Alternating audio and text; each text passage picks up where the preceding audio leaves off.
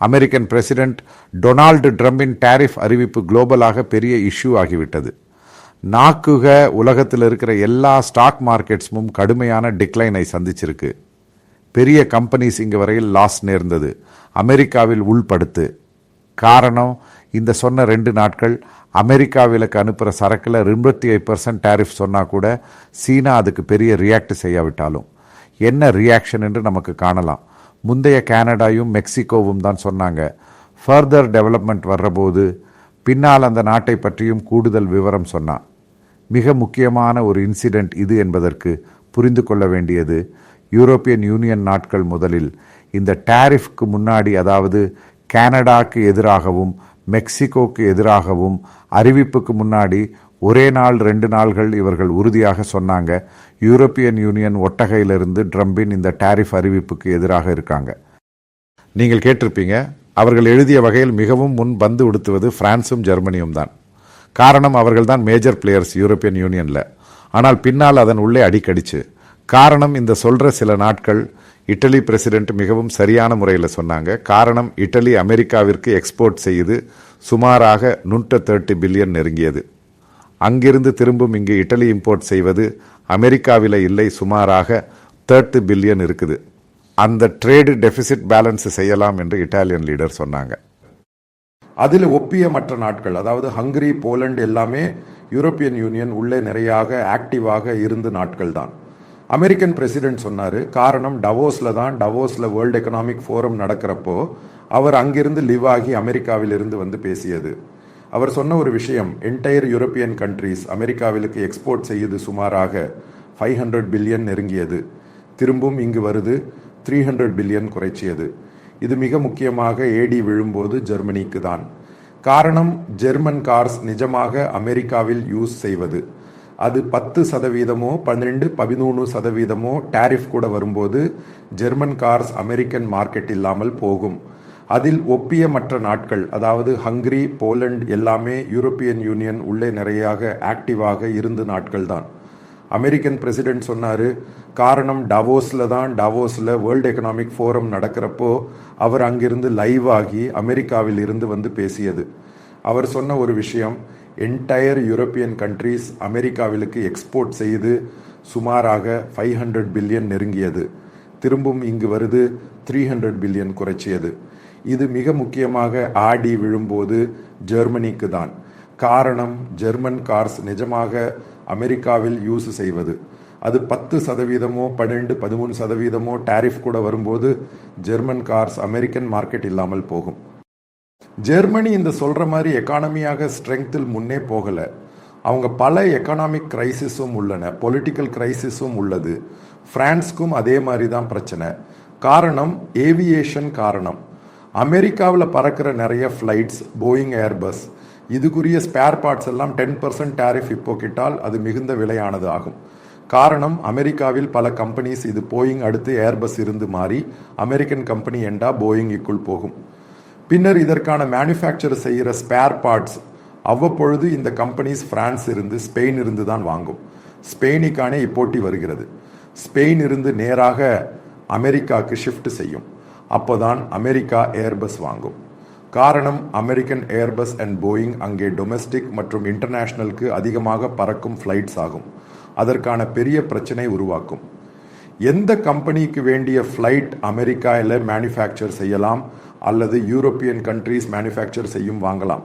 ஆனால் இந்த டாரிஃப் வருவதால் அது அதிகமாக பாதிக்கும். இதுவோடு தொடர்பான ஒரு டிஸ்கஷன் இதுதான். இப்போது யூரோப்பியன் கண்ட்ரீஸ் மிகுந்து டிபெண்ட் செய்கின்றது ரஷ்யா மட்டும், because of oil. Ukraine Russia வாருக்கு இணைத்த சாங்ஷன் இதுபோது இந்த கண்ட்ரீஸ் ஆயில் வாங்காமல் பின்னர் தேர்ட் பார்ட்டியிலிருந்து நிறைய பிளாக் மார்க்கெட்டிலிருந்து ஆயில் வாங்கி, எல்என்ஜி வாங்கி மற்ற அரேபியன் கண்ட்ரீஸிலிருந்து நின்றனர். இப்போ நடக்கும் இது என்ன, கல்ஃப் கண்ட்ரீஸிலிருந்து பிற ஏதும் எல்என்ஜி ஆயினும் ஆயில் ஆயினும் அதிகமாக இவர்கள் அமெரிக்காவிலிருந்து வாங்கும் நிலைமையில் வருவார்கள். காரணம், ட்ரேடு டெபிசிட் அது குறைவாக. கிரீஸ் கூட அமெரிக்காவுக்கு ஃபேவரபிளாக. கிரீஸ் ஓப்பனாமா சொன்னது, அமெரிக்கன் ஃபார்ம் ப்ராடக்ட்ஸ் கிரீஸ் வாங்க தயாராக இருக்கின்றனர். மற்ற ஸ்மாலர் யூரோப்பியன் கண்ட்ரீஸ்க்கும் இதற்கு ஃபேவரபிளாக. ஜெனட்டிக்கலி மாடிஃபைடான உங்களுக்கு இதுதான் ஃபார்ம் ப்ராடக்ட்ஸ்க்கு. மிக அதிகம், அதாவது வெஜிடபிள்ஸ்காகின்றாலும் மற்ற எல்லாம் வாங்க வில்லிங்காக இருக்கின்றனர். லைஃப் ஸ்டாக் வாங்கும் விஷயம் அமெரிக்காவிலிருந்து வாங்க தயாராக இருக்கின்றனர். நான் இதை சொல்வது ட்ரம்ப் மற்றும் அமெரிக்கா தனி லட்சியமான யூரோப்பியன் யூனியன் கண்ட்ரீஸ் ஒன்றிணைத்து இருக்க மாட்டார்கள் என்பது. நாங்கள் இதிலிருந்து புரிய வேண்டியது ஒரு முக்கிய பாயிண்ட். இது ஒரு பேசிக் ட்ரேடாக இந்த வர்த்தகம் எல்லா கண்ட்ரீஸும் ஒன்றிணைத்திருந்தாலும் அவர்களின் நாட்டு வர்த்தகத்தை பிரச்சனையில் புரியாமல் இருந்தால் அவர்கள் நாட்டுத்தின் பாதிப்பு, அவற்றின் உள்ளூர் ப்ராப்ளம்ஸ் இல்லை. இதனால் இட்டலி, ஹங்கரி, போலந்து, ஆஸ்திரியா மற்ற நாட்கள் எல்லாம் ஏற்கனவே சொல்லிவிட்டார்கள். அமெரிக்கன் பிரசிடென்ட் எடுத்து அமெரிக்கன் அட்மினிஸ்ட்ரேஷன் டிஸ்கஸ் செய்தது. நாங்கள் நெகோஷியேட் செய்யும் இந்த சொல்ற ட்ரேட் டெபிசிட் அமெரிக்காவுடனானது. அதை குறைக்க நாங்கள் தயாராக உள்ளோம். இதுதான் ட்ரம்பின் இலக்கு.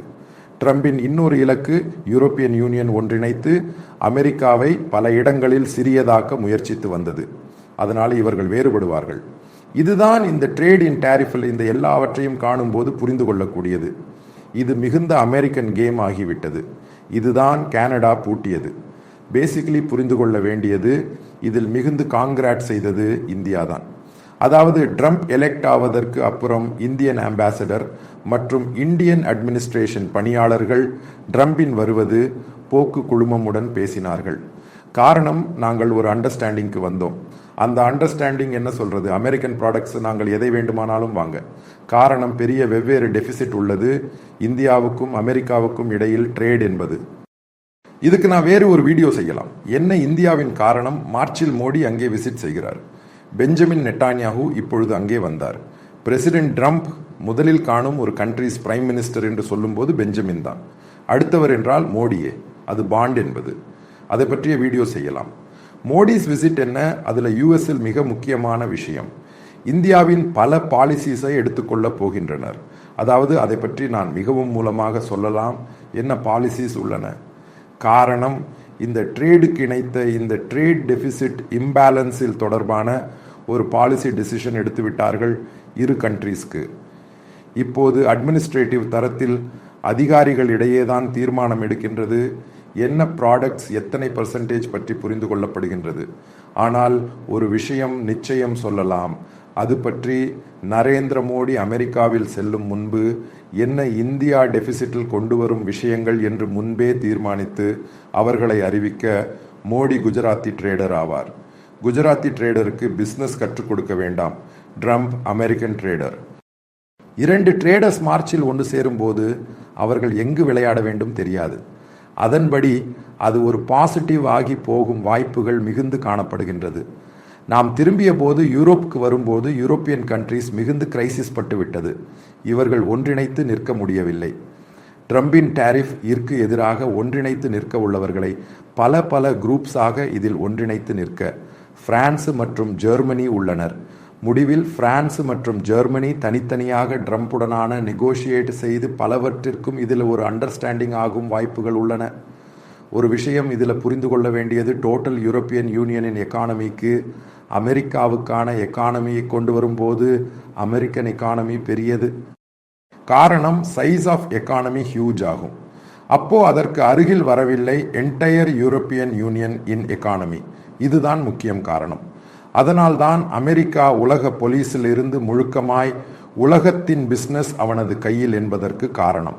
இதுதான். இதை அனைத்தும் பார்த்தால் புரிந்து கொள்ள வேண்டியது. நாம் புரிந்து கொள்ள வேண்டிய முக்கிய பாயிண்ட் இது. அமெரிக்கனின் ஒரு டாரிஃப் ஒரு இஷ்யூக்கு உலக நாட்டிற்கு பிடித்து குலுக்க இயலும்.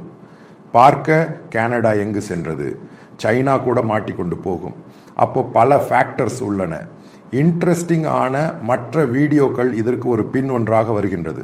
காரணம், இது ஒரு குளோபல் ட்ரேட் வார்ஃபேர் நடக்கின்றது. ஒரு விஷயம் நான் நிச்சயமாக சொல்லலாம், யூரோப்பியன் யூனியன் முழுக்கம் ஒரு அடிபிடி செய்து முடிவில் ட்ரம்பின் காலில் பிடிக்க உள்ளது. எப்படியாவது காப்பாற்ற வேண்டும். இதுதான் நடக்கும் ஒரு அல்டிமேட் ரிசல்ட் என்று சொல்லும்.